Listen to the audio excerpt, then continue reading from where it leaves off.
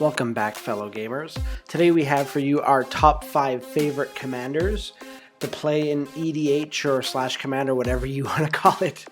At 5 we have Yi-San, the Wandering Bard. He is deceptively overwhelming.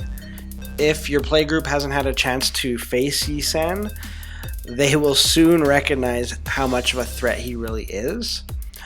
My favorite is that when I start playing cards like Arbor Elf or Finhorn Elves, people usually laugh and they start asking what kind of deck I have going. 3 turns later, they're crying a different tune because I'm able to untap and retap Yi-San multiple times per turn. Yi-San's also versatile. You can take care of many threats that present themselves on the board. You can also deal with an opponent in unconventional ways, but it all comes down to that big bomb at the end that seals the deal. Drop a Hornet Queen on your 7th tap, and then drop Crater Hoof Behemoth on your last tap to end the game. At 4, we have Animar. Protection from white and black is extremely relevant, but the real fun here is his last ability, where creature spells you cast cost 1 less for each +1/+1 counter. And it's easy to boost him with cards like Deadeye Navigator or the incredibly crazy Ancestral Statue.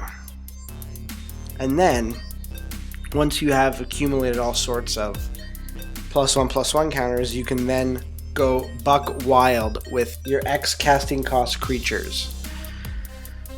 They also serve in a pinch if you need to cast them for lower amounts when Animar is out and he might be struggling against unfavorable matchups, but it's an absolute blast to play a Hangerback Walker for free.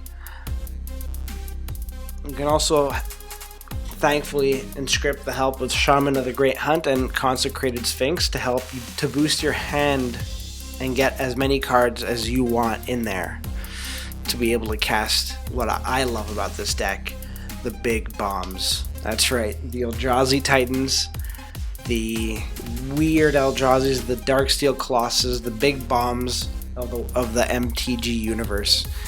At number 3 we have Zhi Zhu, the Great-Hearted. When most people see Zhi Zhu, there's almost a sigh of relief because they know that good things are coming their way, and generally the Zhi Zhu player will be offered leniency at the table as they work their politics. But in my build, I like to be the prick at the table by playing cards that hinder their game and sometimes make it impossible to play. You not having fun at times is me having fun. Not a deck to play to keep friends and play groups intact. But it's not all bad. I can give you a card that might give you a little flyer, or just a card that won't do anything to your board state. Consider yourself fortunate in that respect. And if for whatever reason you happen to make it difficult for me to give you permanence, well, I have another few tactics or another few tricks up my sleeve to get stuff across the board. At number 2 we have Carador, Ghost Chieftain. Now the general himself costs 1 less for each creature card in your graveyard, but the real kicker comes to the ability of recurring creatures each and every turn. We can always enlist the help of others to help Carador.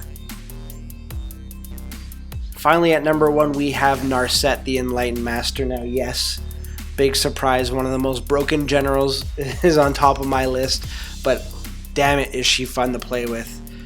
Now straight off the bat, I make sure that she's well protected because everybody knows what kind of a powerhouse Gnarset can be left unchecked.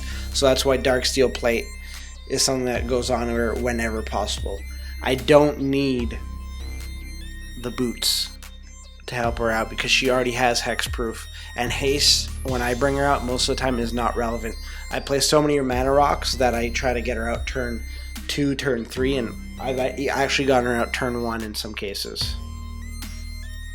You know what's great? When you attack with Gnarset, you flip over a Time Stretch, Ugin, and Karn.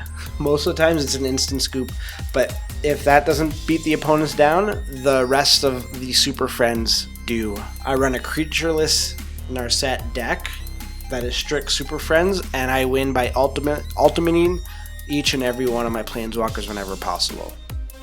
Now there you have it. That's my list of my top 5 generals for Commander. These are the ones that I enjoy most.